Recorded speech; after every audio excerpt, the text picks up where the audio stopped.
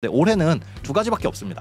디딤돌 대출하고 특례 보금자리론. 기존 보금자리론과 적격 대출이 합쳐졌다. 그 장점들이 섞여 있다고 보시면 돼요. 그러니까 보금자리론은 좋기는 좋은데 소득 기준이 있었거든요. 예. 이번에 나온 건 그냥 집값이 9억 이하기만 하면 되고 소득 기준도 없습니다.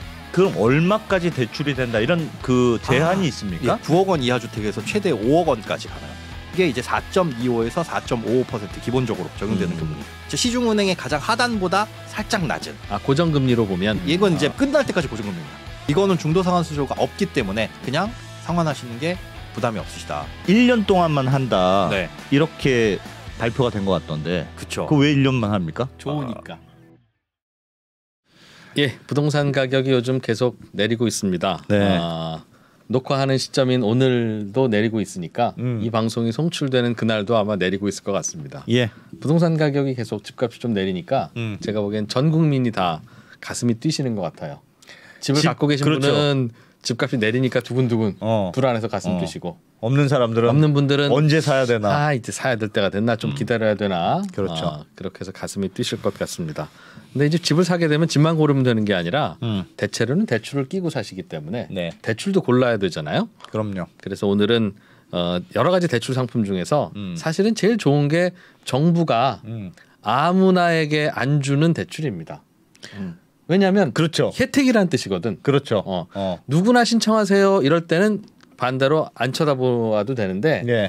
요런 분만 됩니다라고 할 때는 요거는 좀 혜택이 있는 거구나 해서 항상 그렇죠. 우리가 관심을 가져야 되는데 그 중에서 가장 요즘 뜨거운 관심을 모으고 있는 게 특례 보금자리 론. 저 요즘 많이 들었습니다. 예. 관심들이 많으신 것 같습니다. 네.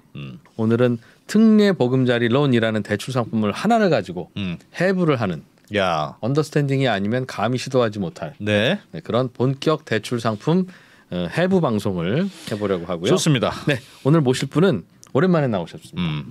행복자산관리연구소의 김현우 소장님. 예. 원래 출연료 안 높으면 안 나오시는 분인데. 저희가 몇 번 했다가 출연료 별로라고 안 나오시는 분이잖아요. 네. 그래서 안 나오신 지 꽤 됐는데 오늘은 어떻게? 저 주택금융공사에서 그 출연료 좀 맞춰드리기로 하고 그렇구나. 모셨습니다. 알겠습니다. 저희가 모시면 절대 만날 수 없는 그러나 항상 출연료만 조금 높이면 나와주시는 고마운 분입니다. 네. 예, 잠시 후에 행복자산관리연구소 김현우 소장과 함께 특례 보금자리 론에 대해서 자세하게 알아보겠습니다. 자, 예, 잠시 후에 만난다고 했는데 광고가 없어서 바로 만나보게 됩니다. 예. 행복자산관리연구소 김현우 소장님 어서 오십시오. 네, 안녕하세요. 네, 이번엔 좀 마음에 드셨던 모양입니다. 출연료 독이 오른 김현우입니다. 아니 그렇게 앞에서 깔아주시면 제가 야, 누가 들으면 뭐 1,000만 원 받는다. 여러 가지 이제 오해를 하실 분들이 많은데 조금 더 드렸습니다. 조금. 예. 많은 어쨌든. 과장과 왜곡이 있습니다. 갈 때와 같아요. 조금만 더 드리면 바로 넘어와. 근데 우린 또 그거 드리기 싫어가지고 또 다른 분 찾아보고 참 치열한데 어쨌든 네. 그건 대출 시장 같네요. 농담입니다, 여러분. 아이, 농담입니다. 예. 자, 오늘은 특례 보금자리론이 예. 본격적으로 예. 해볼 네. 텐데 하나씩 배워보죠. 집을 살 만한 타이밍은 맞습니까? 개인적으로 그러니까. 어떻게 생각하세요? 이건 뭐 아마 이 프로님이 질문하시면서도 네가 알겠니? 라고 전제를 깔아두고 하시는 건데 예. 아니, 시장을 오래 관찰하시는 공부할 수 분이니까. 있죠. 뭐 전망이라는 건 모르는데 요즘 분위기를 조금 알려드리자면 경매 시장이 살짝 들썩이고 있기는 합니다. 경매 시장을 보니까 네. 지금 수도권에서 지난 1월에 경매 경쟁률이 5.8대 1 평균. 그리고 서울 같은 경우에 낙찰률이 44.6%까지 올라왔어요. 예. 그러니까 낙찰률이라는 건 100건의 경매 물건이 나오면은 그 중에 뭐 50개가 소화됐다. 반 정도는 주인 찾아간다는 거죠? 맞습니다. 그런데 이게 얼마나 떨어졌었냐면 지난 8월부터 쭉쭉쭉 떨어져가지고 뭐 17%, 14% 그러다가 12월 달에 잠깐 바짝 올라서 17.9%까지 올라왔는데 네. 1월에 급등을 한 거죠. 그러니까 경매 시장이 보통 이제 매매 시장을 선행한다고 하잖아요. 빨리 움직이죠. 예, 조금 빨리 움직입니다. 그러니까 이 정도면은 거의 바닥을 다진 거 아닌가? 그리고 경매 시장에서 유찰률도 한 2번까지는 유찰이 됩니다. 2번, 3번 정도까지 유찰되다 보니까 이 정도면은 괜찮은 가격 아닌가?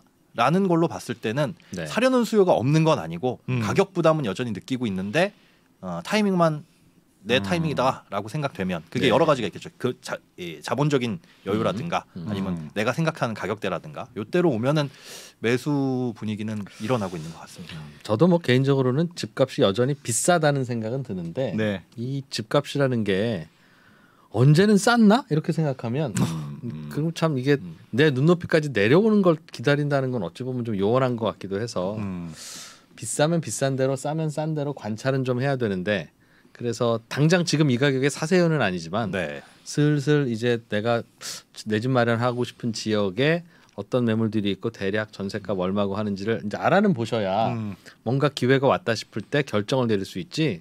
그 기회가 지나고 놓고 생각해 보면 뭐 하루 이틀 만에 가지는 않습니다만 네. 의외로 이렇게 급락했던 거는 또 그 바닥 기회를 길게는 안 주는 경우가 있어서 좀 잘 공부는 해볼 필요는 있겠다 하는 생각은 아니 드네요. 요즘 거래량은 조금 늘었다고 그러더라고요. 특히 조금 낮은 금액의 아파트들은 네. 너무 고가 아파트 말고는 요즘 이 특례 보금자리론 때문에 그런지 아무튼 뭐 거래량은 조금씩 늘고 저희가 매수를 있다고 부추기는 건 아닙니다. 나중에 저희 보고 하더군요. 그냥 그런 것 같다. 안 기자도 방송하느라고 몰라요. 들은 얘기예요. 들은 얘기. 기사로 봤어 기사로. 그러니까. 아무튼 알겠습니다. 예. 하여튼 그러면 이 요즘 주택담보대출 금리는 시중에 은행에 가면 네.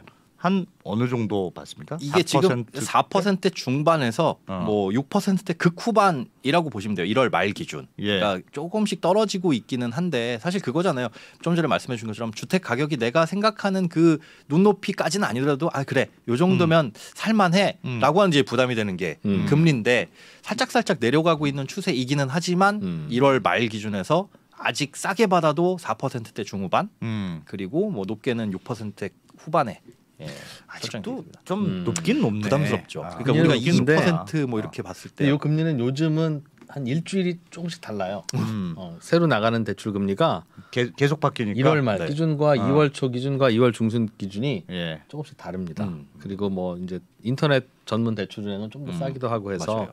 금리를 잘 좀 들여다볼 필요는 있는 것 비싼 같아요. 것 그 같긴 한데. 이유도 있을 것 같아요. 그러니까 집값이 요 정도는 괜찮아라고 했는데 금리가 빠지는 속도가 이제 또 눈에 보이다 보니까 예. 그러면 조금 금리도 떨어졌을 때 살까라는 수요 그런 생각도 또 하실 수 있고. 네. 예. 하여튼 최근에 대략 한 어느 정도 고점 대비 얼마나 떨어진 거예요? 이게 최근에? 뭐 고정금리 대출, 변동금리 대출인데 고정금리 대출 같은 경우에는 은행채, 금융채 5년물 요거 기준으로 하잖아요. 네. 금융채 5년물 보니까 이 불과 한 석 달 전쯤 고점 11월 대비. 네, 예. 고점이 5.3%였어요. 요즘 얼마예요? 3.9까지 내려왔더라고요. 약 한 150bp 1.5% 네, 포인트. 그 정도 1.5, 1.4 이 정도까지 빠졌고요. 고정금리 예. 대출도 뭐 대략 그 정도 빠졌겠네요. 네, 그 정도 빠졌다고 보시면 되고 다만 이제 변동금리 대출은 코픽스를 기준으로 하는데 코픽스 금리는 그렇게 많이 빠지지는 않았습니다. 많이 빠지는 않았고 고점이 이제 작년 12월 4.34에서 지금 1월 기준으로 했을 때 4.29. 뭐 살짝 내려왔는데 거기에 이제 가상금리가 좀 빠져서 변동금리 대출은 뭐 1% 포인트 넘게 빠지진 않았다. 코픽스는 별로 안 빠졌는데 네. 예금 금리들이 꽤 내려가고 있어서 그것도 두세 달 안에는 쭉쭉 네. 좀 빠질 것 같은 생각은 들어요. 쭉쭉 해봐야 뭐 얼마 되지는 않겠습니다. 이게 근데 살짝이지. 실제로 체감이 되는 게 어. 제가 다니는 헬스장이 그 2층이거든요. 네. 그러면 유리가 있고 거기에 이제 뭐 러닝머신이 있어요. 네. 근데 그 앞에 이제 이금융권이 있습니다. 네. 그런데 거기에 매번 특판 예금, 특판 적금이 그냥 커다랗게 붙어 있었거든요. 예. 그 금리가 슬슬 떨어지더니 아 맨날 뛰면서 보니까 네, 네, 그게 눈에 이게 작년 여름부터 겨울까지는 가을까지는 그냥 계속 올라갔어요. 예. 근데 어느 순간 그게 슬슬 떨어지더니 이제 그게 굴비 광고로 바뀌었습니다. 더 이상 예금 필요 없다. 더 필요 이상, 없다. 필요 없다. 그게 이제 시장 분위기가 예금 슬슬 이제 은행들이 필요 없다. 이렇게 하여간 그래서 그렇습니다. 그런 분위기 등등 때문에 이게 집을 좀 알아봐야 되나 하는 조금 분들이 좀 금리는 늘어날 수 있고 조금 더 떨어지는 분위기긴 한가 봐요. 네, 그래도 슬슬 어쨌든 빠지는 분위기라고 보시면 됩니다. 네. 대출 금리는 앞으로 뭐 이렇게 예상을 좀 할 수 있어요. 떨어지는 분위기긴 한 것 같은데. 네, 떨어지는 분위기가 한 것 같은데 사실 원가가 얼마나 될 거냐 앞으로 예. 금리가 이거는 파월도 모르잖아요. 근데 뭐 지금 시장 분위기는 두 분 어떻게 생각하세요? 금리 떨어질 것 같나요? 올라갈 것 같나요? 저보고 내기를 걸라고 하면 좀 네, 더 떨어지는 떨어지는 쪽으로 할 텐데 쪽으로, 예. 저는 큰 돈 내기는 못 하겠어요. 어떻게 될지 모르기도 하겠고 네. 올라간 가능성보단 내려갈 가능성이 높아는 뭐 보이는데. 그렇게 하겠으나 거기에 5만 원 이상 걸라고 하면 다시 한번 생각해 볼 것 같습니다. 아직은 잘 모르겠다. 사실 왜냐하면 작년에 금리가 이렇게 오를 줄 누가 알았어요?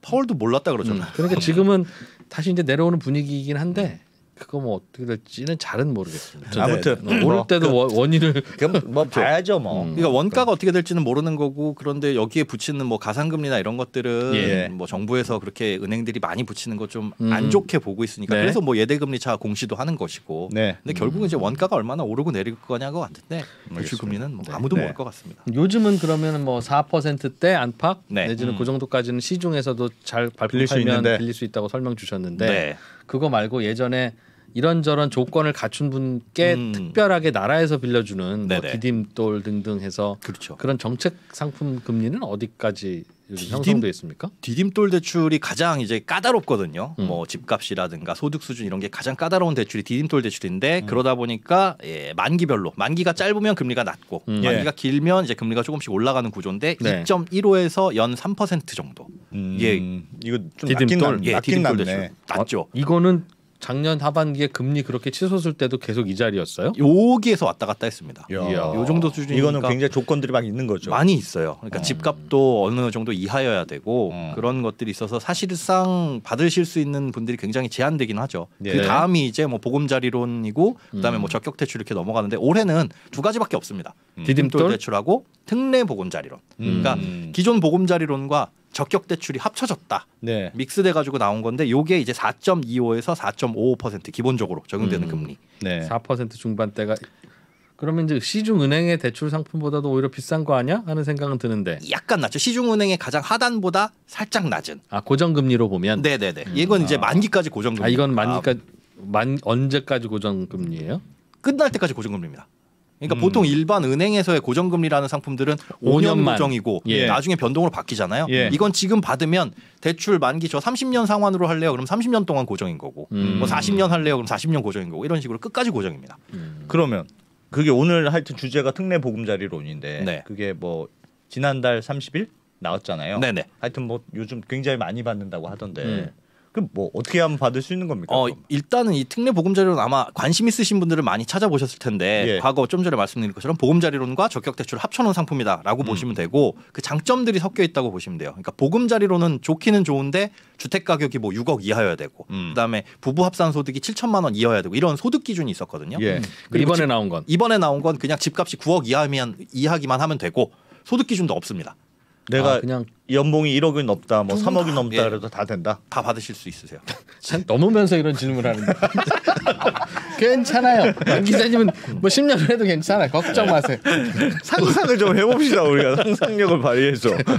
아무튼 소득 요건은 없다. 네, 소득 기준은 없는데 이게 이제 한시적으로 운영된다라는 거. 그리고 네. 예산 한도가 이게 뭐 어떻게 될지는 모르겠어요. 지금은 약 40조 원 아래로 설정이 되어 있어서 그 안에서만 9억 대출이 원. 가능합니다. 그 한도 내에서만 네. 해주고. 9억 원이면 뭐 기준이에요? 공시 가격 기준입니까? 아니면 지난번 최근 거래가 기준입니까? 뭡니까? 좋은 질문이신데 KB 예. 시세가 1번 우선합니다. KB 시세. 네.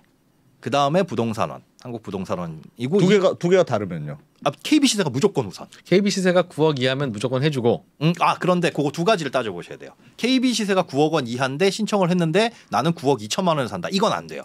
그러니까 매매가와 시세가 다 9억 이하로 들어와야 됩니다. 아, 집을 살 때 네. 9억 이하의 계약서 써야 되고. 그렇죠. KB 시세 알아보니까 10억이면 또 안 되고. 그것도 안 됩니다. 그럼 약간 8억대 집을 사셔야 안전. 하겠네요. 네. 그럼 내가 계약은 8억대 했는데 시세로 9억이면 안 되는 거네? 안 되죠. 그것도 안 되고. 넘어가면 안 되죠. 부동산원 시세는 그때 왜 등장합니까? KB 시세가 없는 경우. 없는 경우에. 그럴 수 있으니까. 오피스텔은 됩니까? 안 그냥 됩니다. 집 사. 뭐 식구도 많은데 무슨 오피스텔이야. 오피스텔이 좀 싸지 않을까? 아파텔 이런 거 아파텔. 안 돼요. 아파트. 그러니까 강세계짜리 주택, 아파트. 공부상 주택만 돼요. 그러니까 뭐 근린생활시설, 뭐 생활형 숙박시설, 오피스텔 포함해가지고 이런 것들 그거 다 안 되고? 안 됩니다. 아, 빌라, 아파트 이런 것만 된다. 그렇죠. 주택만 된다. 그런 이제 아파트 아닌 경우에는 그러니까 KB나 부동산원 시세가 안 나와 있는 경우 예. 그러면 공시가와 감정가 중에서 둘 중에 하나를 선택할 수 있습니다. 그러니까 공시가로 할 수 있으면 하도 그냥 낮은 걸로 그냥 하든지 해도 소비자가 문제 없으면 그냥 그걸로 하면 그렇죠. 되고. 이게 난 이게 유리해. 제일 편하겠네. 네, 뭐 6억 이하로 들어오고 나는 이렇게 해가지고 조금만 오히려, 필요해. 조금만 필요하고 여기가 돼. 그럼 그걸로 하시면 되는 거고. 네. 말씀하신 것처럼 한도가 조금 문제 있을 것 같다라고 한다면 감정가 중에 선택할 수가 있는데 감정가로 했는데 9억이 넘게 나왔다. 이거는 뭐 어쩔 수 없는 거죠. 이런. 그럼 뭐 안 했다고 치면 안 돼요? 아니. 나 감정 안 하는 거야. 아니 어차피 이것도 안 되고 이것도 안 되는 거잖아요. 그러니까 이건 됩니까? 신청할 때는 6억 이하나 9억 이하여야 되니까 공시가로 신청하고 네. 예. 대출 한도 할 때는 감정평가에서 높게 받아가지고 안 돼? 아니, 안 됩니다. 그건 안 네. 되고 안 됩니까? 처음 일관되게 해야 네, 된다. 네. 둘 중에 하나의 기준으로만 그렇죠. 한다. 네.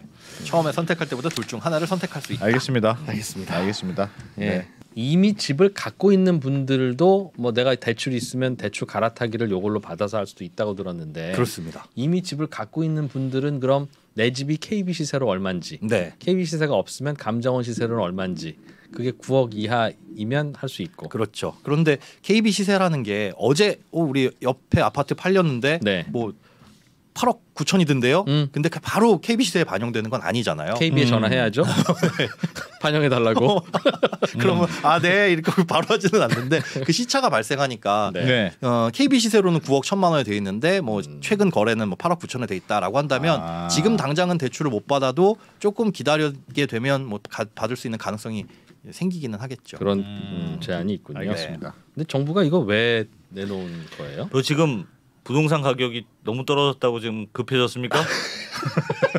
그런 건 아니고요. 그런 건 아니고 아니 급하게 떨어지면 또 급해질 수 있는 겁니다. 이렇게 매번 맨날 그 무주택자의 시각으로 세상 바라봅니까?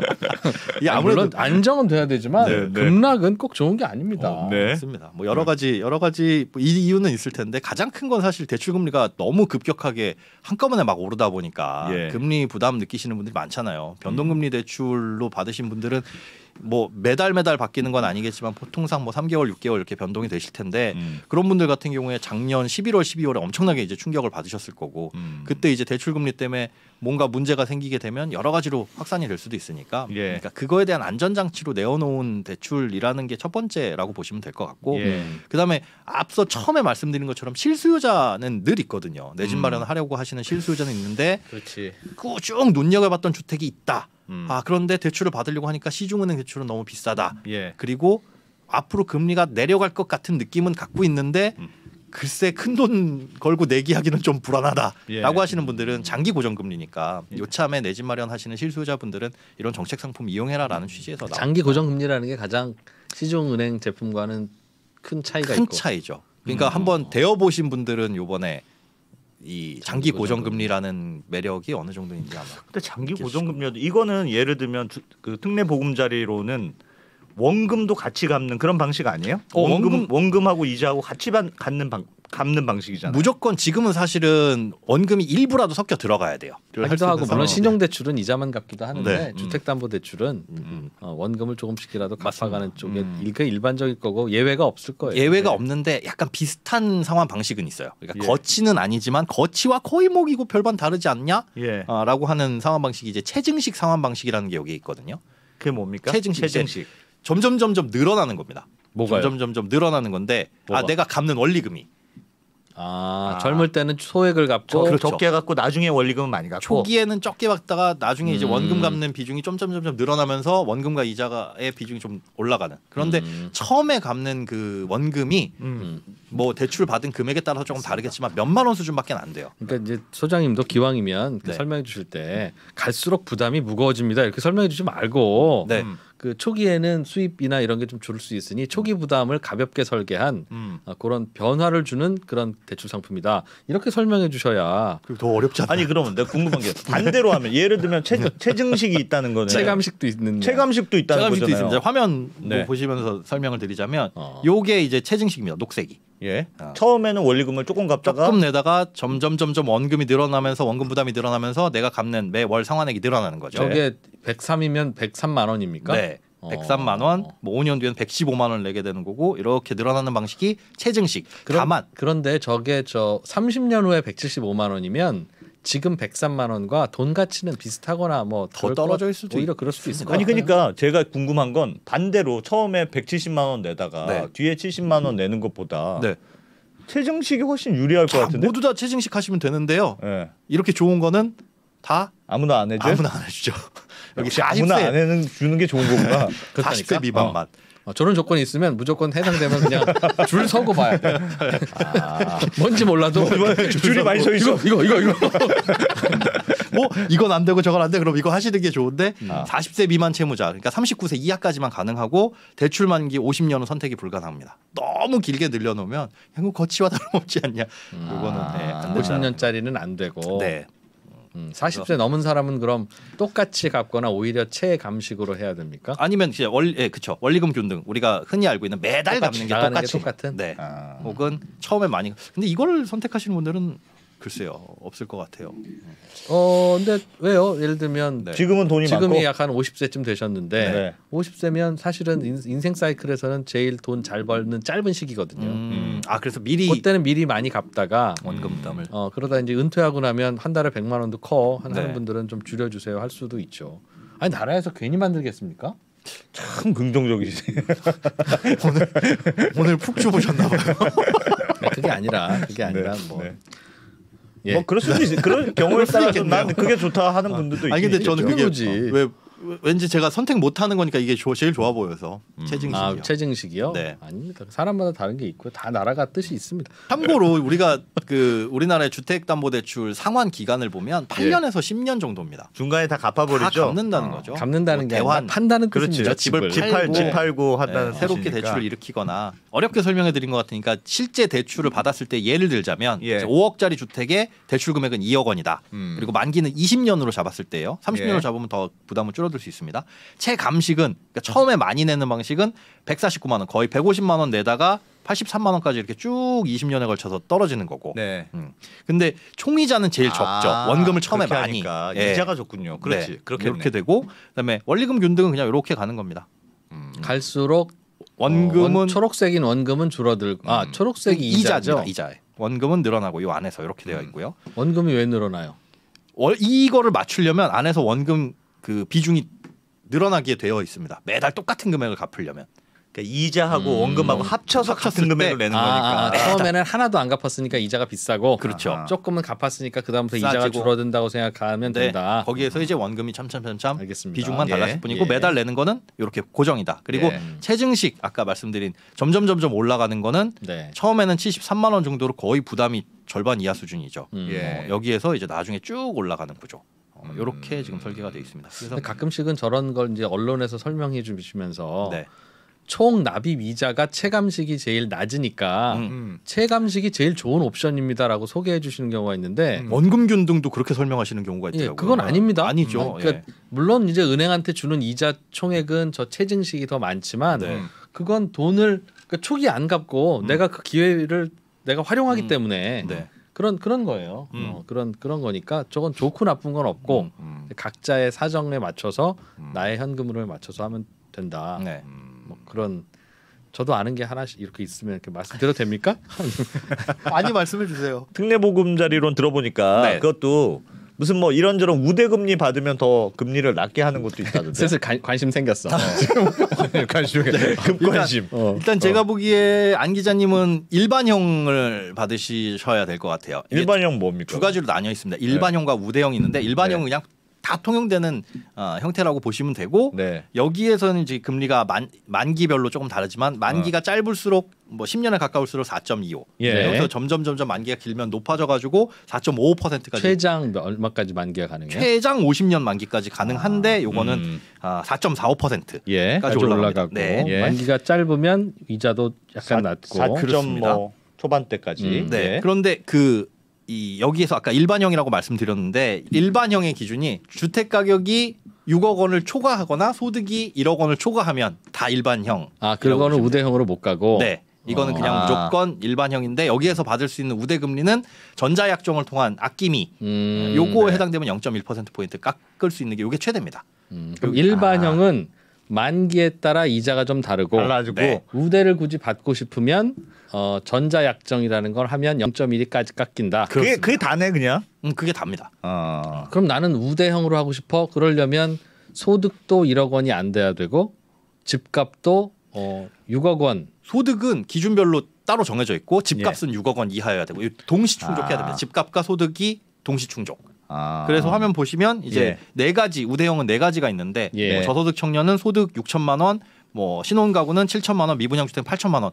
요 소득 요건도 충족을 해야 되고 주택 가격도 6억 원 이하여야 되고. 그러나 소득 요건이 1억 원 이하이기만 하고 주택 가격이 6억 원 이하면 우대형을 받을 수 있죠.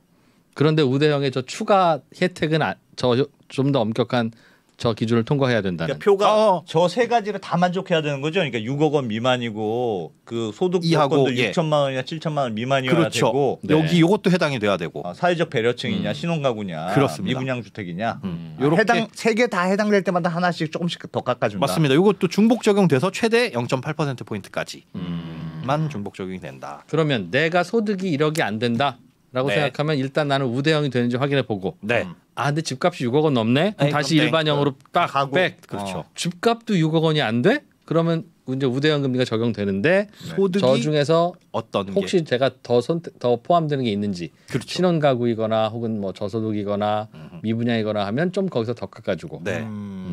그렇게 이해하면 되겠군요. 네. 깔끔합니다. 집이 이미 한 채 있는 분은 또 살 때 저렇게 적용은 안 됩니까? 집이 한 채 있는 분은 또 살 때 적용이 되기는 하는데 1주택이신 분들은 네.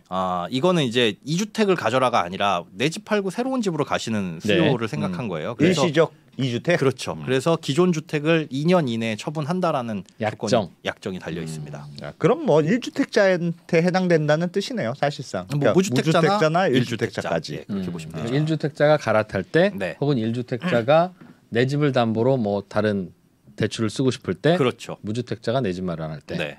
그리고 이제 세입자 네. 중요한 게 이제 세입자에 대한 보증금을 빼줄 때 요거 대출이 요즘에 많이 어려웠잖아요. 그게 무슨 말 역전세난 때문에 그렇죠. 전세금 내줄 돈 부족한 집주인들. 네. 세입자는 나가겠다고 하는데 5억에 들어온 세입자 새로 구하려고 보니까 4억에 들어오겠다라고 한다면 그럼 이제 1억 부족하죠. 그렇죠. 1억 부족한 것들도 있고 예. 아니면 당장 이제 계약 만료돼서 다음 주에 저 나가요. 세입자 들어오든 말든 5억 당장 빼주세요. 이러면은 답이 없었잖아요. 예. 그런 거 대출되는 게 사실은 가장 포인트가 아닐까 싶어요. 이거 지금 인기 있는 이유가. 원래 그런 것도 해줬습니까? 정부 그 정책 대출에서. 정책 대출 중에 그런 보증 상품이 있긴 했는데 그거 예. 한도가 뭐 한 주택당 1억 이렇게 나오는 것들밖에 없었거든요. 그러니까 굉장히 제한적이죠. 이런 대출은.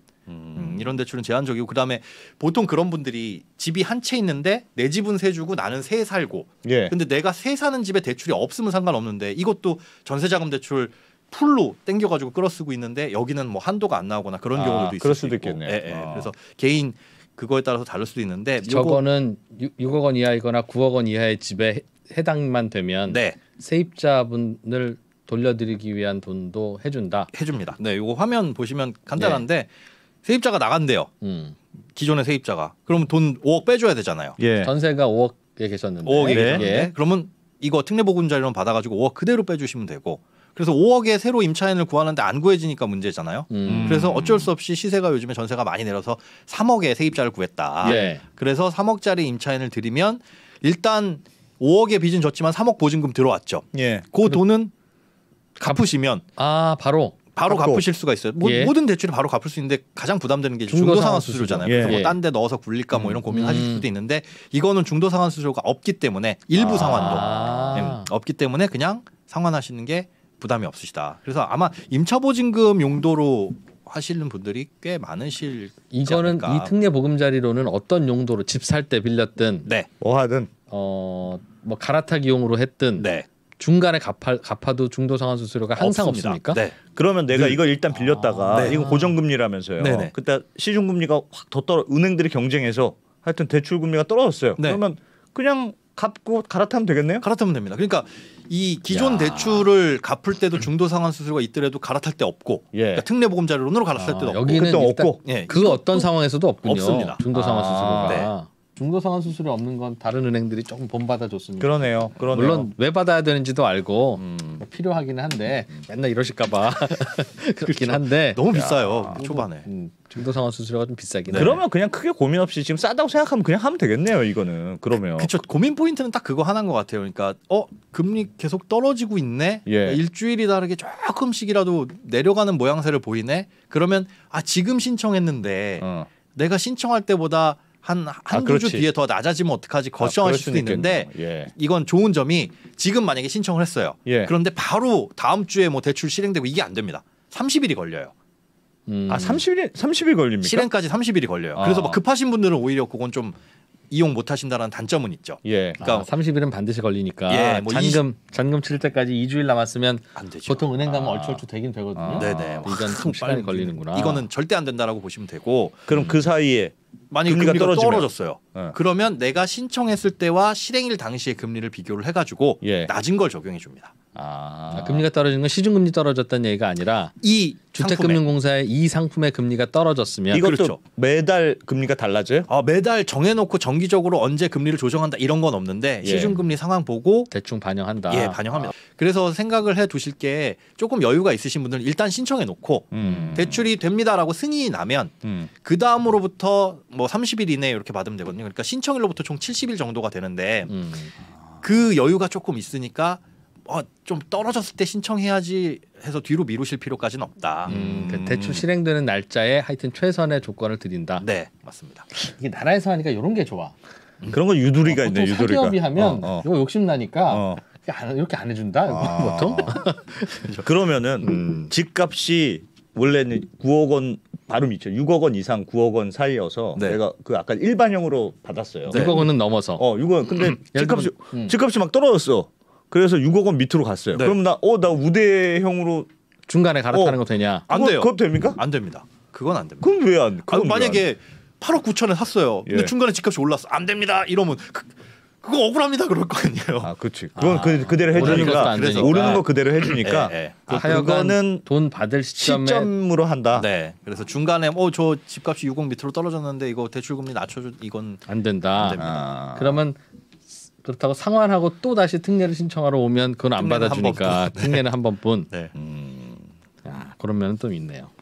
꼼꼼하게 되게 치밀하게 설계돼 있다. 있습니다. 알겠습니다. 그러면 다자녀 혜택도 있고 네. 신혼부부 혜택도 있고 네. 청년 혜택도 있고 뭐 있었는데 네. 몇 살까지가 청년이고 신혼부부는 뭐 결혼 몇 년 차까지가 신혼부부입니까? 자, 결혼 7년 이내가 신혼부부고요. 아까 청년 같은 경우에는 39세 이하이긴 한데 소득 6천만 원이라는 게 걸려 있고요. 그다음에 뭐 신혼부부도 소득 7천 걸려 있고 다자녀는 이제 3자녀 이상. 세자녀는 우대. 3자녀 이상.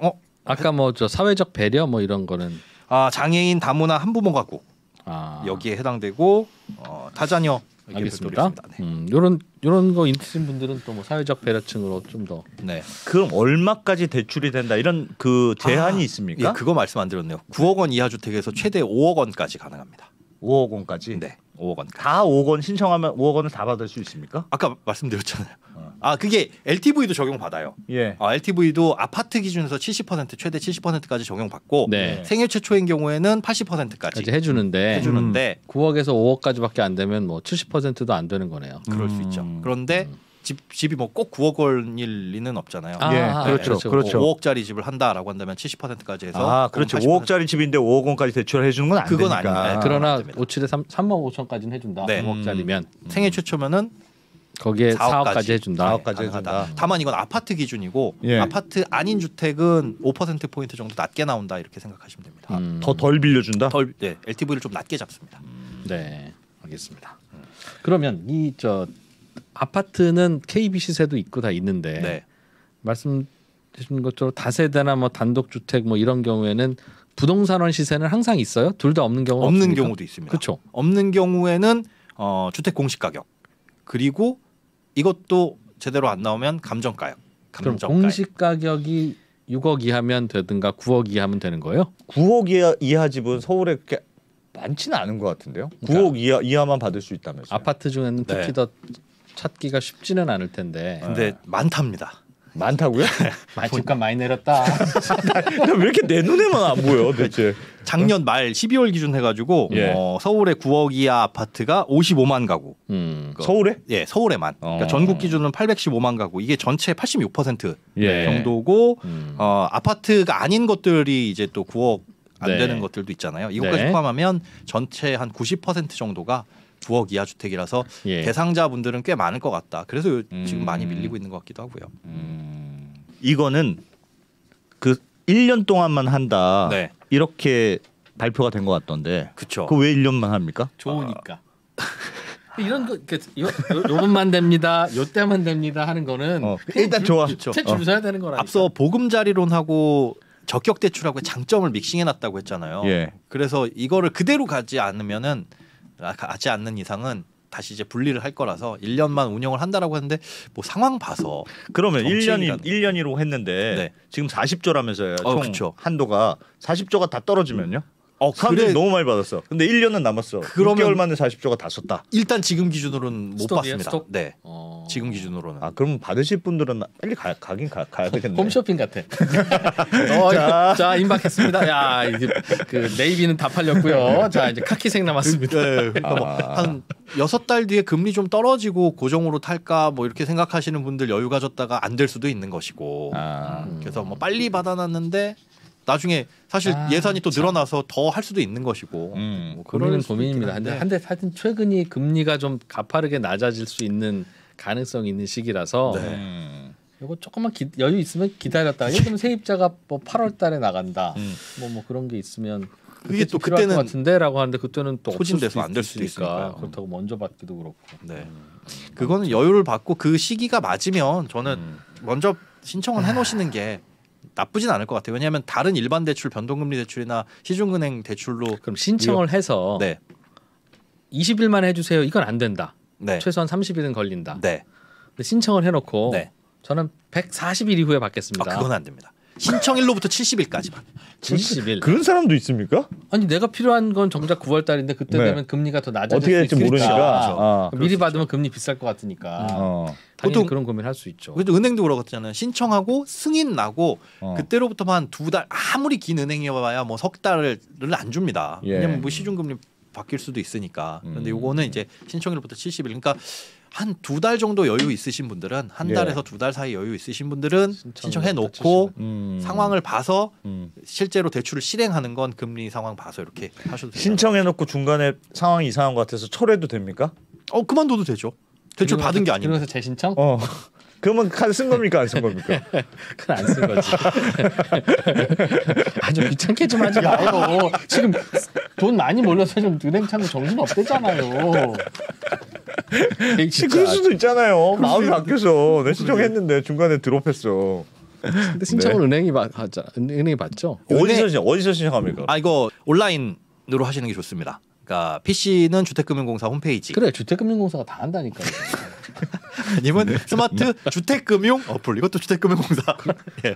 이 어플로 들어가셔서 하시는 게 좋고요. 요걸로 해야지만 그 우대금리 받을 수 네, 있다는 거. 아낌 2 그래가지고 0.1% 포인트 깎을 수 있고. 예. 나는 정말 스마트폰 못 쓰고 우리 집 인터넷 안 되고 난 얼굴 보고 있는 게 좋다 하면 예.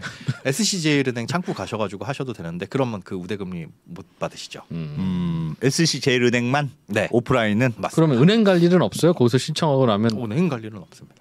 그러면 뭐 통장으로 보내줍니까? 다 서류 제출이고 뭐고 이건 다 온라인으로 이루어집니다. 서류를 온라인 네.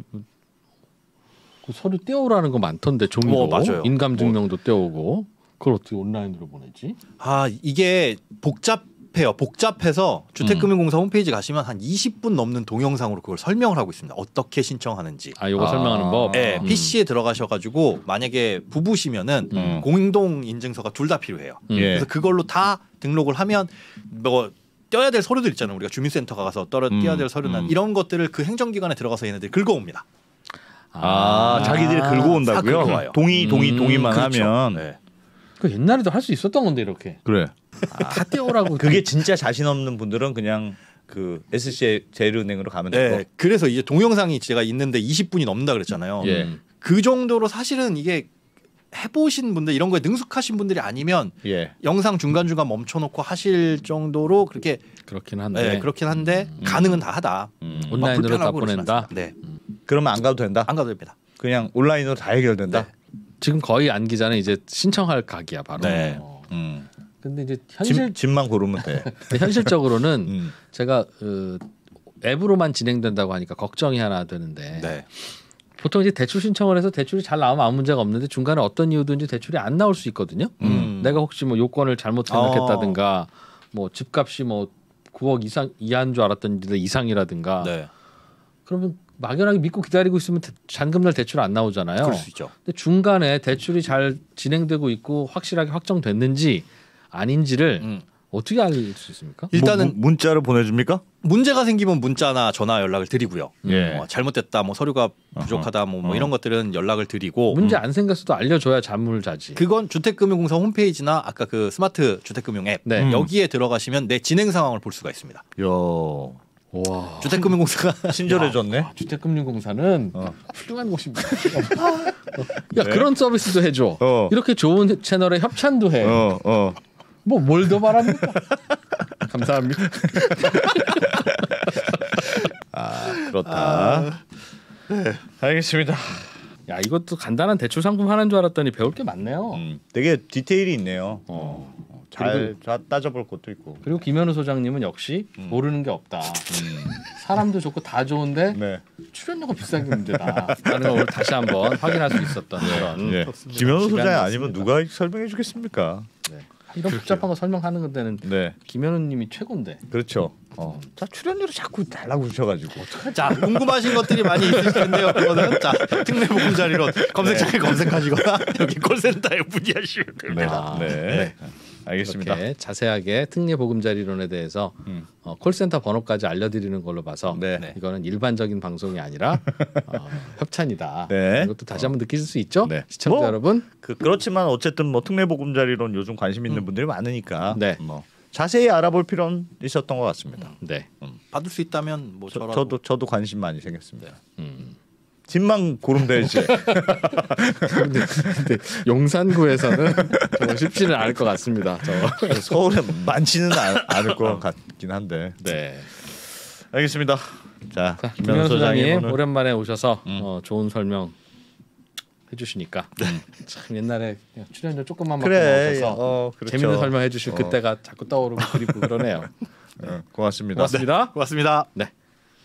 저희는 여기서 마무리하고요. 또 뭐 다른 좋은 건 있으면 또 김현우 소장님 모셔서 재밌는 얘기 들어보겠습니다. 고맙습니다.